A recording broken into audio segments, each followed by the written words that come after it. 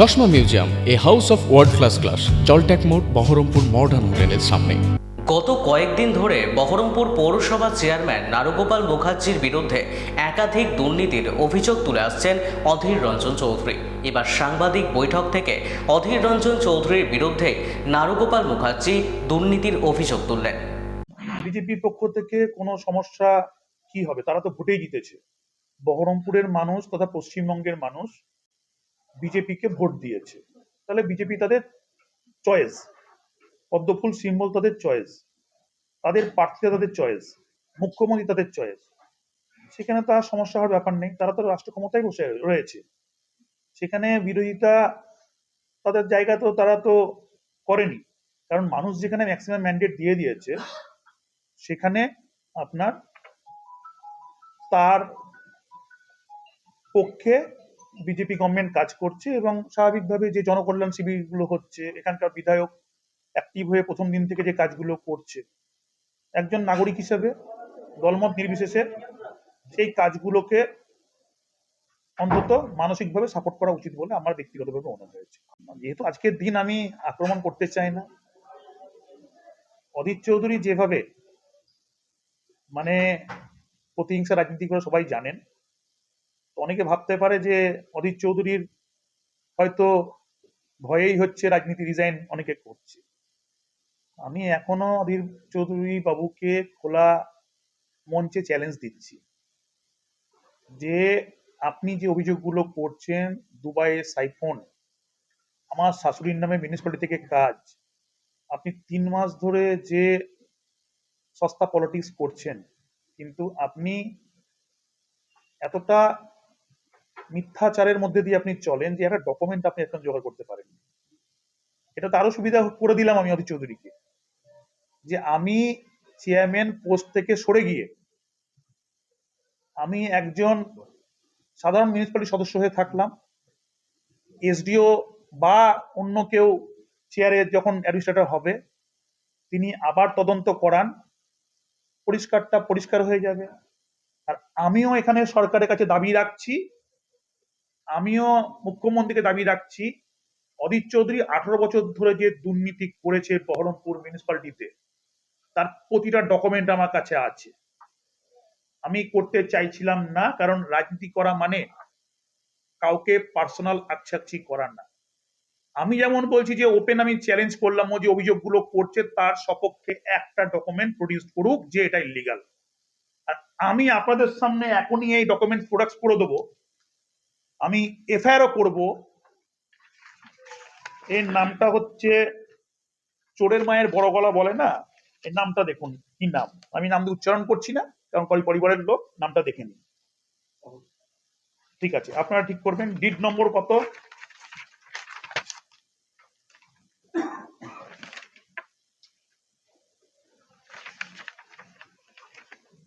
ধরুন আপনার ডিড নম্বর এখানে আছে। আচ্ছা, এটা কি রেকর্ড নেচার কি আছে এখানে? 1500 স্কোয়ার ফুট বিল্ডিং আর 43 ডেসিমেল। আর কি কি রয়েছে এখানে? এখানে রয়েছে স্ট্রাকচার রয়েছে, আর তার সঙ্গে নেচার অফ ল্যান্ড, পুকুর এবং আপনার ভিটি রয়েছে, পুকুর অ্যান্ড ভিটি।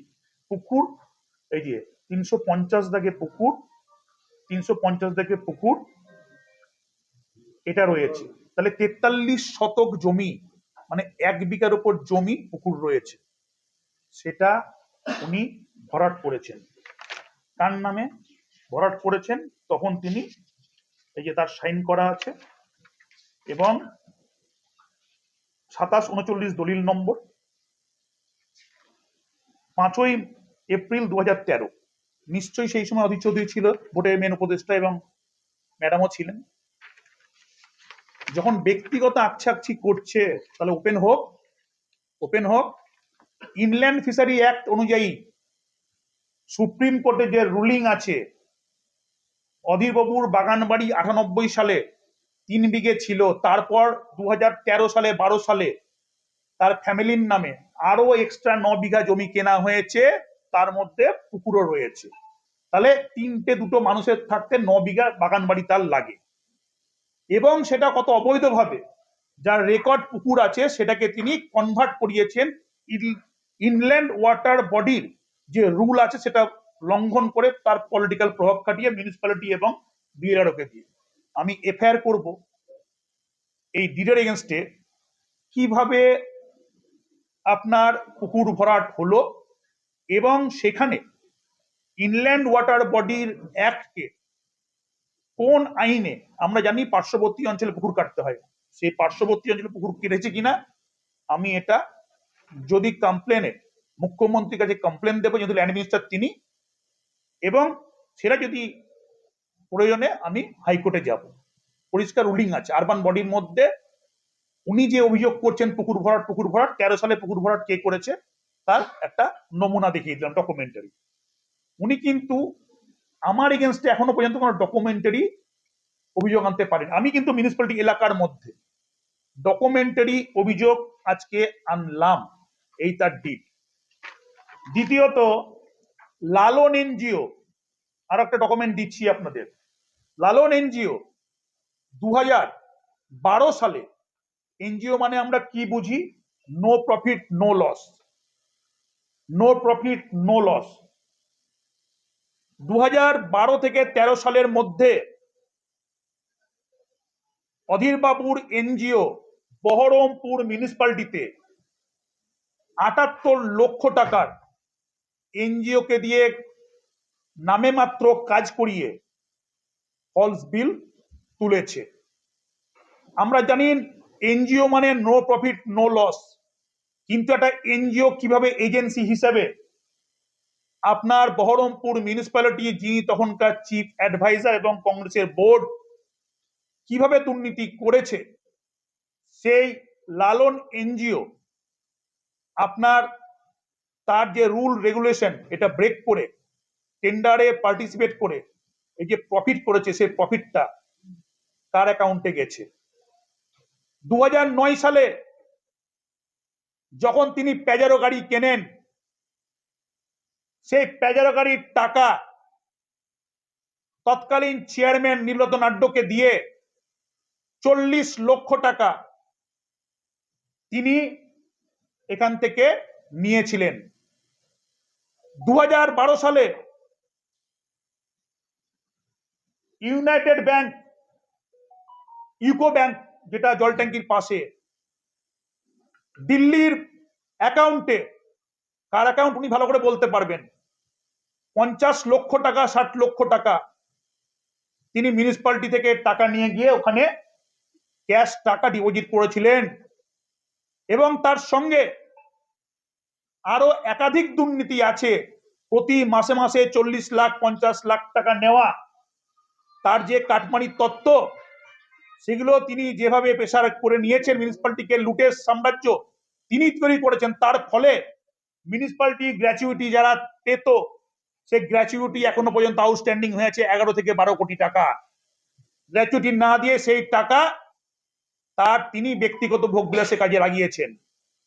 মিউনিসিপ্যালিটি পিএফ এর টাকা 2006 সাল থেকে জমা দেওয়া হতো না, সেই 6 সাল থেকে জমা দেওয়ার না হওয়ার কারণ কি, বলতো ফান্ডের টাকা নাই।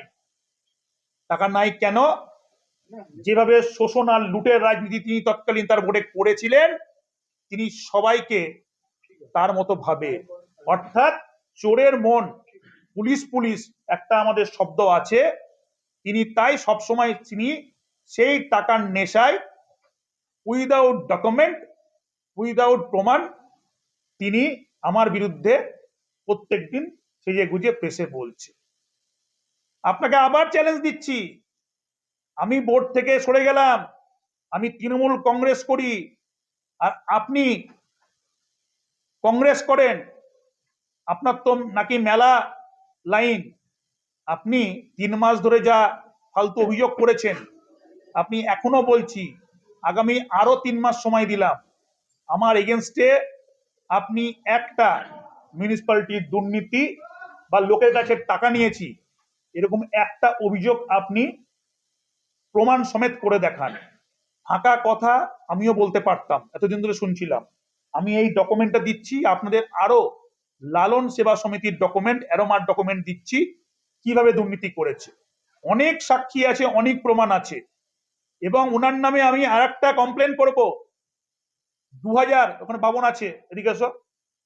2019 সালে বাবনের মারফত আমার কাছ থেকে, আমি ব্যবসা থেকে টাকা ধার নিয়ে এসেছিলাম, তখন 2019-এর ওর লোকসভা ভোট ছিল, সেই লোকসভা ভোটে 2 লাখ 3 লাখ 4 লাখ 5 লাখ করে 70 লক্ষ টাকা বাবনের হাত দিয়ে আমার কাছ থেকে নিয়েছে। সেই টাকা আমি ওনাকে ফেরত চাইছি, ধার হিসেবে ভোটের খরচার জন্য নিয়েছিল। যদি সে টাকা না দেয়, এই যে বাবন সাক্ষী জিজ্ঞেস করে নিন, ওর হাত দিয়ে 60-74 লক্ষ টাকা মতো পেমেন্ট হয়েছে, 60-65 ওইরকমই পেমেন্ট হয়েছে। সে টাকা যদি না দেয়, আমি কিন্তু ওনার বিরুদ্ধে, বাবন সাক্ষী আছে, আমি কিন্তু পুলিশে কমপ্লেন করব, সিআইডিতে কমপ্লেন করব। অর্থাৎ আমি মুখ্যমন্ত্রীকে অনুরোধ করতে চাই, আমার বিরুদ্ধে যা যা আপনার অভিযোগ আছে পুরো তদন্ত করান। অধীর চৌধুরীর বিরুদ্ধে মিউনিসিপ্যালিটির লুট আর তার সঙ্গে যে খুনগুলো লাস্ট করিয়েছিল তাদেরও প্রচুর সাক্ষী আছে, যারা অধীর চৌধুরীর নির্দেশে খুন করেছিল সিপিএম এর লোকদেরকে, তৃণমূলের লোকদেরকে, তারাও অর্গানাইজড হয়ে আছে।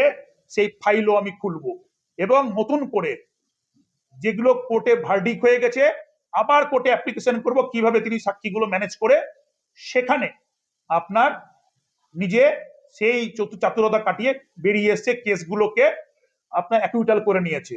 কোনো ক্ষেত্রেই কিন্তু অধীর চৌধুরীর দুর্নীতি, সমস্ত রকম দুর্নীতি হোক আর খুন হোক, বাদ যাবে না। আমরা মাননীয় মুখ্যমন্ত্রীর কাছে এ দাবি রাখছি, মাননীয় বিধায়কের কাছে এ দাবি রাখছি, আপনারা আমাদের যদি কোনো ত্রুটি পান বা যদি আমরা দোষ করে থাকি, জেল ফাঁসি যে কোনো সাজা দেবেন। আর অধীর চৌধুরীর যে কুকর্মগুলো আছে সেগুলোর এগেনস্টও তদন্তের দাবি করছি। কারণ প্রত্যেকবার গভর্নমেন্টকে বুড়ো আঙুল দেখিয়ে উনি বেঁচে যান ওপর লাইনে ম্যানেজ করে, এটা যেন এবার না হয়, এই আশা আমি বিজেপি বন্ধুদের কাছে করব।